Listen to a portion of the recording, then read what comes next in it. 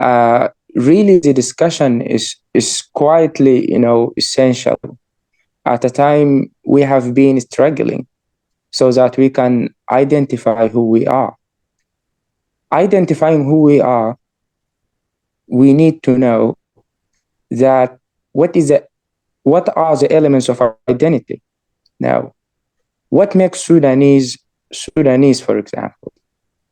What makes Sudanese is their culture, their traditions and norms. All this make them a unique, special of their stuff. So this could mark them as people who have a distinguished culture, that they can share their culture to the broader world diversity plate. When people see a Sudanese Jalabia around the world, basing upon their culture background knowledge, they are going to say, look, this is Sudanese Jalabia. What a nice one. These people have a product. These people have a share in the world of today. But unfortunately, countries who had been under colonialism,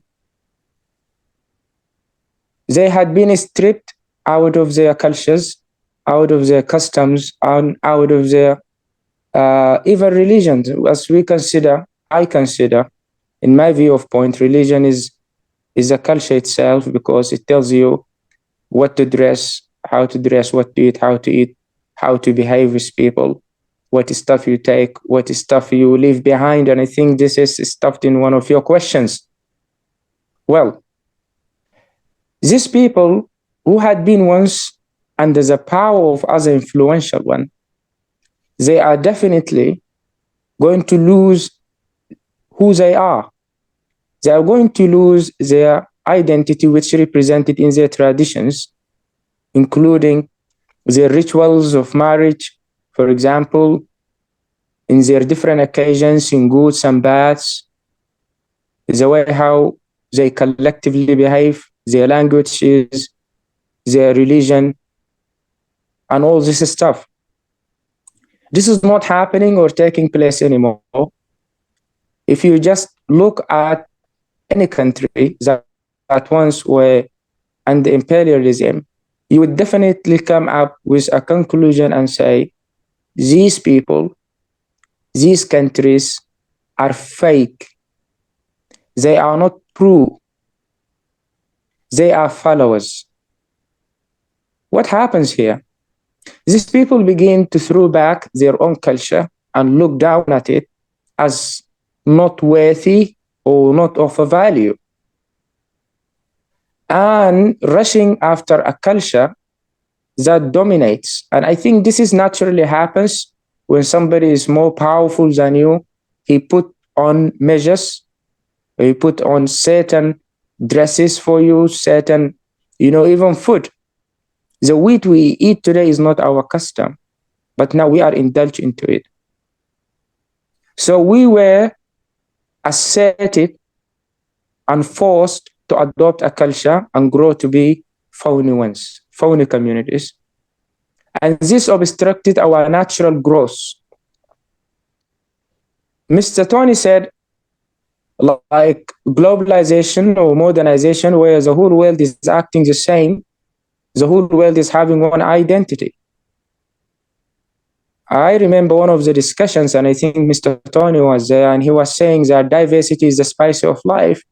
But again, the whole world is like one country, one identity. This is quite boring. We lose the spice of life here. Huh? What happens?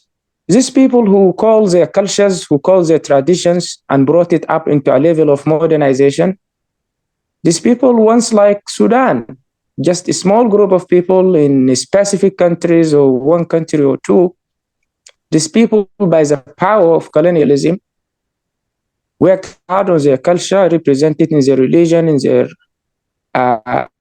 lifestyle, in their habits, in their eating, drinkings, in their, occasions and festival and stuff, and force other people and twisted these people in order to adopt it. So they worked hard on their own culture. Now, the culture that we consider or we say as cosmetic or as global, these are only certain group of people who put their culture above other people's culture, and they work hard on these people's minds and hearts that this modern culture is prestigious, it's elective, and it is a standard of being highly, civic person. Like if I'm dressing stylish, as you earlier mentioned, Mr. Shakur, having my hair, cut in a certain way, dressing some sort of jeans in some kind of way, and then go to like KFC restaurant, for example, having enjoying pizza, that I'm civilized person. I am not. This is fake. I'm not any more civilized person, and I think I am one of the common herbs or a group of people led by one or two people. I would never. I am in India, and I have noticed a lot. One thing that makes India develops fast is they work their own cultures. They work their own cultures. They are billionaires in India. They are millionaires in India. They are very intellectual people in India. There are many Indians who have been living in the West, were raised up in the West. But when they come to India, they work their own culture. They do not import Western culture. And in fact, they are trying to change what the colonialism put to them years ago. They had their independence in 1947. Now, in the last 2 months, there is a G20 summit were held here in Delhi, India. And Indians are now putting an authentic name to their country, not the name that was given to them. Because the name India, this word is given by English people who colonized this people, this group. They are calling now their country Hindustan. This is the true name of Indians. If you go down now the street, you will never hear DJ music, rock and roll music, or all this Western English music, never. You will only listen to Hindu music, Indian music that we all know, we all familiar with. Restaurants, hair shaving stores, everywhere, dressing their own dresses. They don't put on our dresses that we coated from other people. So these people are developing because they are working on their culture. And because they are working on their culture, now they are pushing this culture overseas and out of their boundaries. You see, when we were children, we go to the cinema, watching a nice Indian classic film of Shah Rukh Khan or Amitabh Bachchan, and that makes us love their culture. But the question is, where is our culture as Sudanese, a collection of different tribes and traditions? We are absent. We are sometimes imitating Asians, sometimes imitating the West, and we lost who we are, and we are not positively sharing to the world. Unfortunately, this is what is happening. So we are naturally, our natural growth is being cut. This could end up in a point where we got lost among all these different cultures and traditions, ending up empty-handed.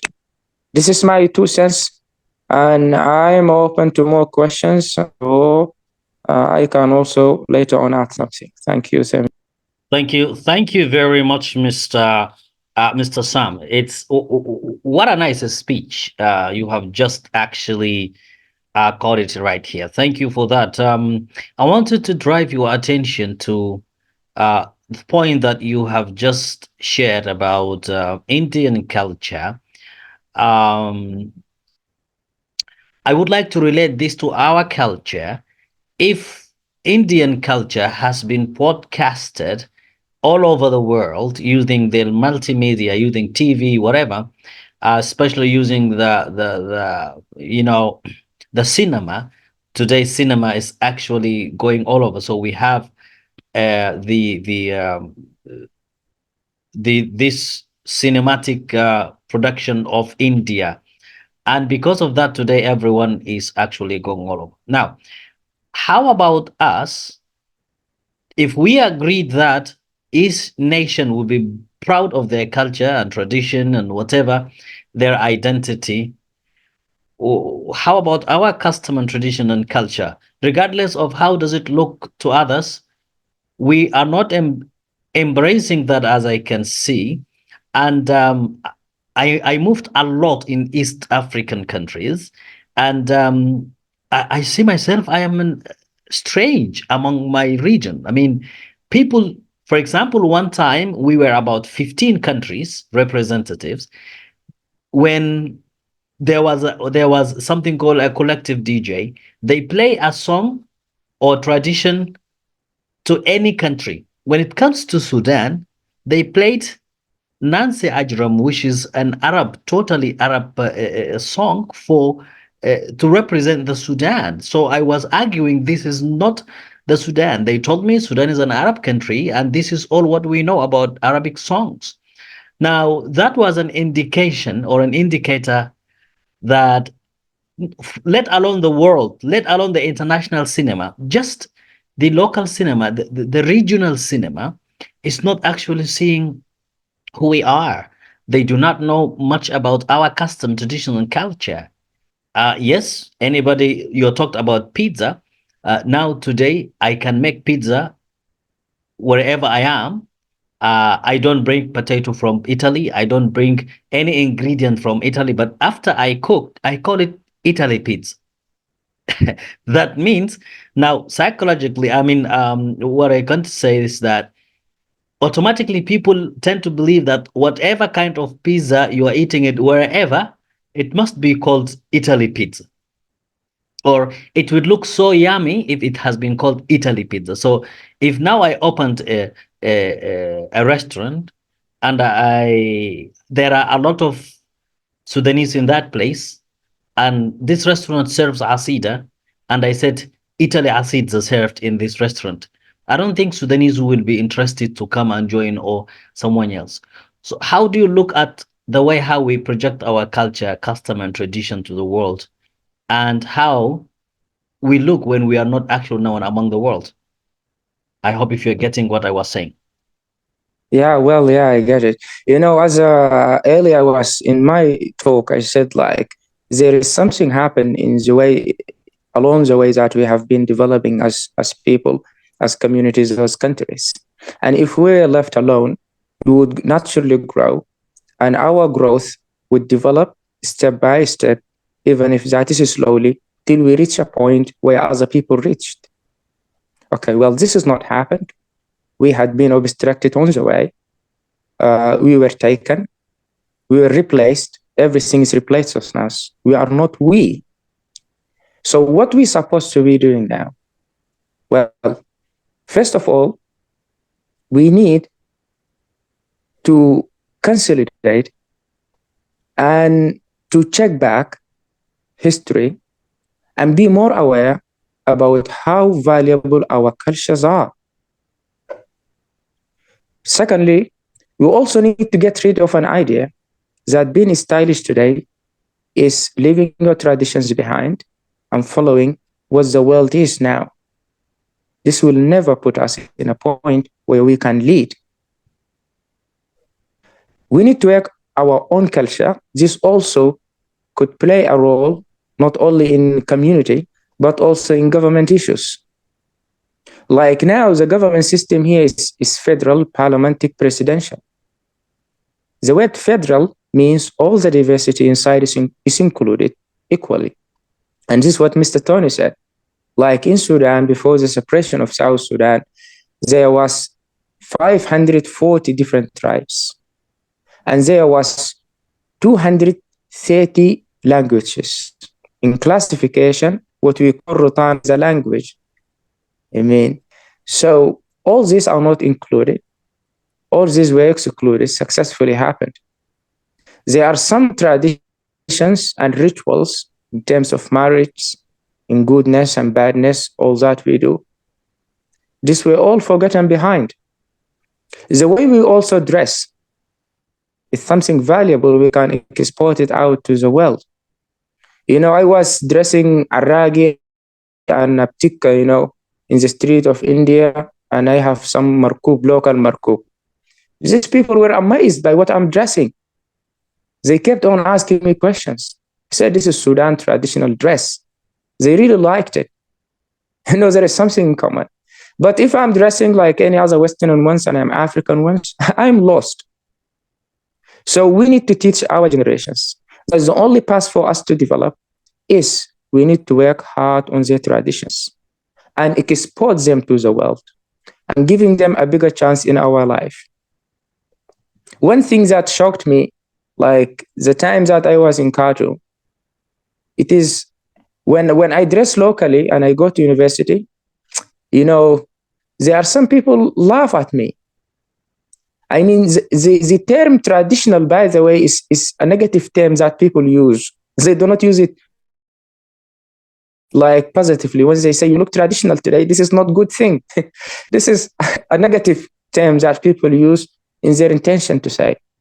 When I talk to some guys from the elite in my country and some people who driven by modernization, when we speak about foods that I love, I say asida and Naemiya and Gurasa and Kisra, they keep on laughing. Sam, from all the world, you just love these ones? I say, yes. They say, oh my God. Now they wanted me to say lasagna and pizza and these ones. Now I will never say them. We need to work hard on our own culture. And Nutella? To a point where we can export it to the world.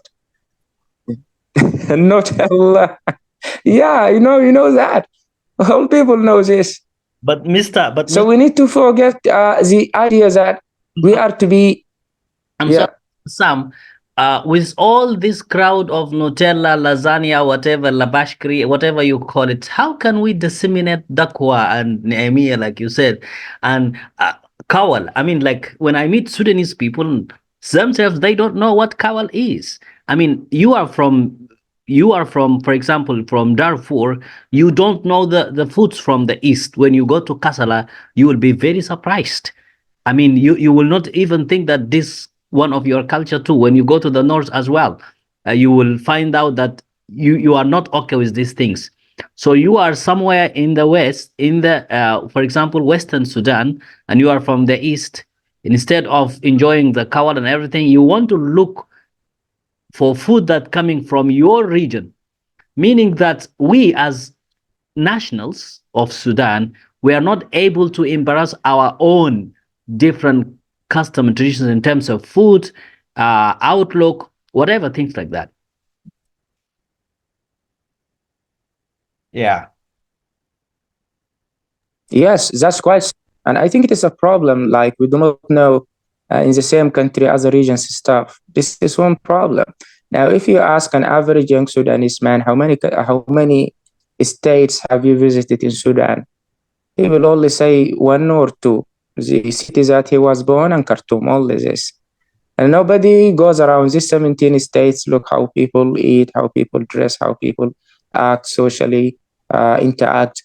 We do not know, unfortunately. We don't care about this.